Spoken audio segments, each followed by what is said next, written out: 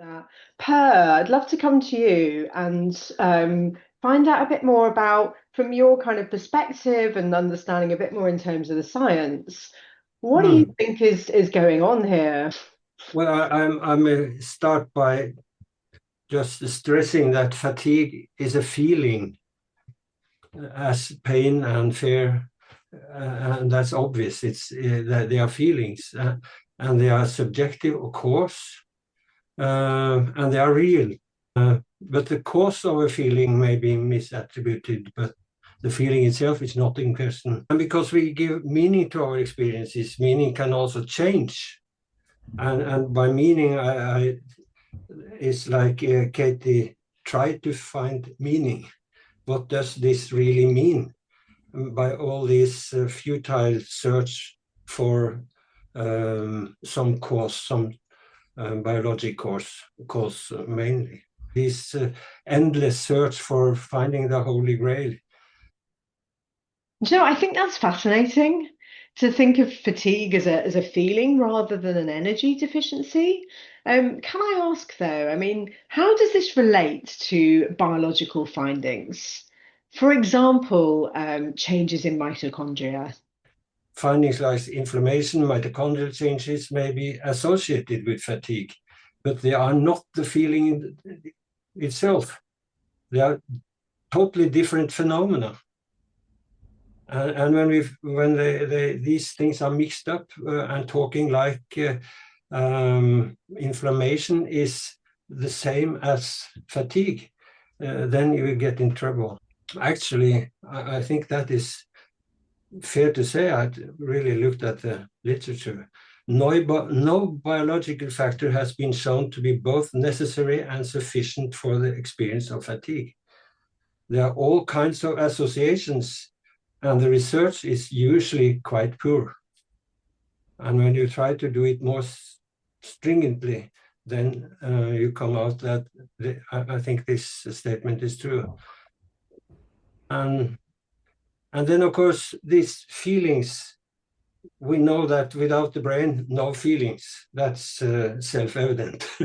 and the feeling of fatigue has a correlate in the brain in a sort of synchronized activity in a very widespread network. So when you feel fatigue, some activity that is more or less the same in various persons. I find what you're saying about the science so reassuring that no biological factor has been shown to be either necessary or sufficient, and that it's not proven to be the cause. I mean, that's so helpful to understand that small associations can be misinterpreted as causes. Then the question is, how is this network driven to a state that makes you feel fatigue?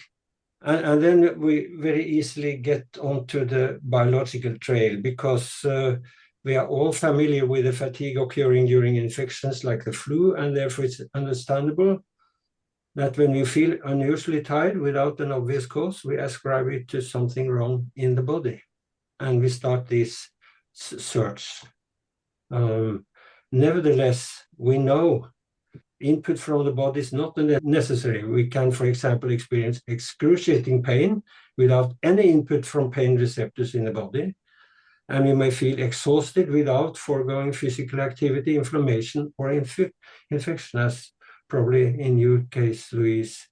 Nothing of these things could explain your condition. So an association that we've learned is that we get fatigue as a response to an infection. But what you're saying is that's not the only possible cause. Why are we equipped with these rather bothersome sort of alarms, we may call them, pain, fear, and fatigue? That's because they alert us to threats and impending danger. And we know persons born without sense of pain, die early. We need these alarms. And the feeling of fatigue is based on subconscious analysis of cost and benefits by expending energy. So we have a sort of monitor all the time surveying how we spend our limited sources of energy. And like a fire alarm, our alarms, these are not meant to be ignored. And if you try to ignore them, they tend to gear up rather than calm down. And that I think that is what you have, Louise and Katie, both experienced. When you couldn't change the meaning, you couldn't find any kind of hope of being better, then the alarm went on, and it just it's not meant to be overlooked.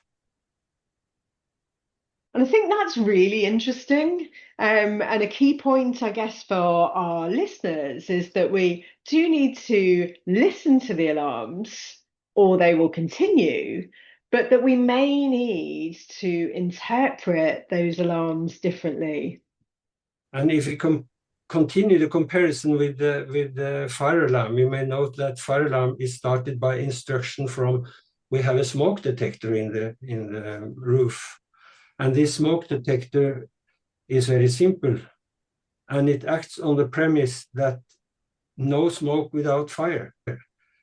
Although this is not always true, it's much better, everyone would agree, with 10 false alarms, fire alarms, than one being missed. And our body and our brain system for these alarms work just the same way. It has to be extremely sensitive not to miss any important alarms, and that means that it cannot be specific. It will easily mistake the situation. We accidentally sometimes evoke false alarms. That is the case, I think, for instance, when fatigue does not disappear after an infection is over, like long COVID. In some persons, there may remain some cytokines or whatever for a time, others not.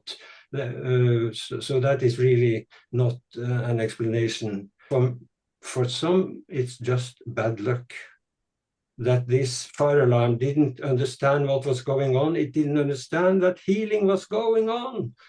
You are getting well. Everything is going okay. But it was not taken up by this. So we can actually be healing, but because the alarm system is so sensitive to threats, it's not realizing that. It may be so that kind of thing where you have a glass that is gradually filled up by your stressful life and other factors. Some of them you knew, some of them not, and then gradually this sort of glass filling your what you can take, what you can cope with, and you cope and you cope and you cope, and then suddenly it overflows, and that then you very easily ascribe the whole thing to the last little thing, which may be rather insignificant. For a school girl failing at not getting the best grade or whatever, but it has been building up for so long. I think this is key. I mean, certainly the stress glass, or I call it the stress bucket, was really pertinent in my own recovery, and the idea that it can fill up and fill up and fill up and eventually overflow.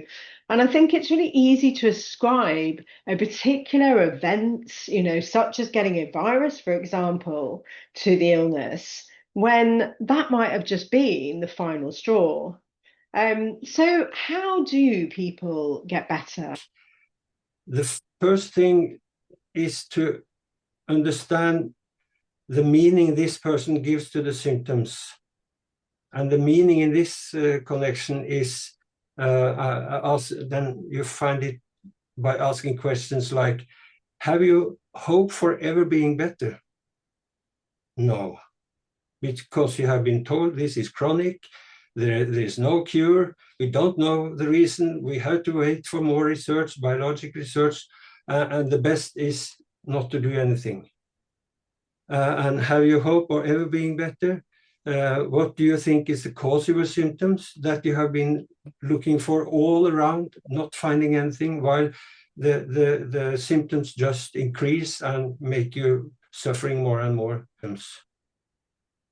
And one has to be curious and ask with curiosity, and not confronting the patient.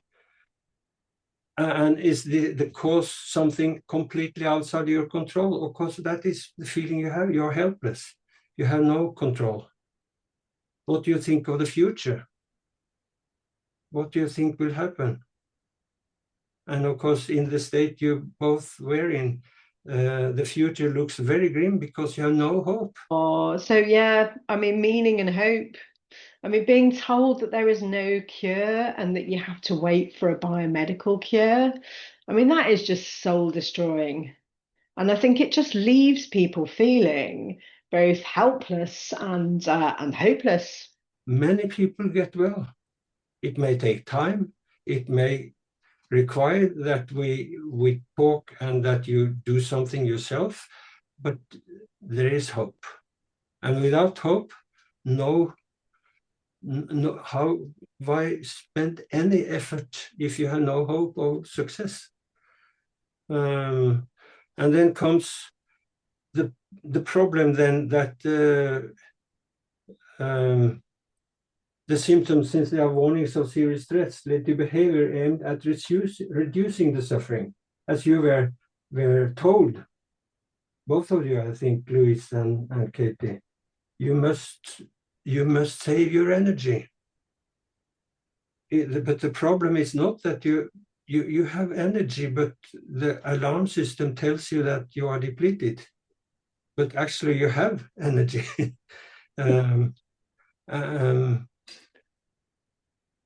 And then you go into a state where you avoid any kind of learning situations because you retract inactivity, seclusion, no sensory stimulation, no movements, because you learn by the hard way that trying to do something, you are punished severely afterwards. And the unlucky thing with this is that then by this restriction of learning opportunities, then you fix your brain networks in this condition and this suffering and this way of coping, because it's a way of coping lying in a dark room without doing anything, and merely thinking of physical challenge may turn on the alarm.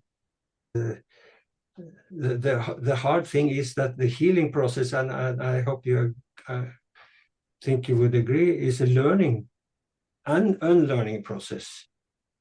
You have to unlearn coping strategies that only serve to prolong the suffering, and you have to learn gradually to get to trust that you can do something without, and the punishment is not that severe, and you may gradually return to, as you have done, both of you, to a normal life, perhaps with some more wisdom in how you spend your your energy.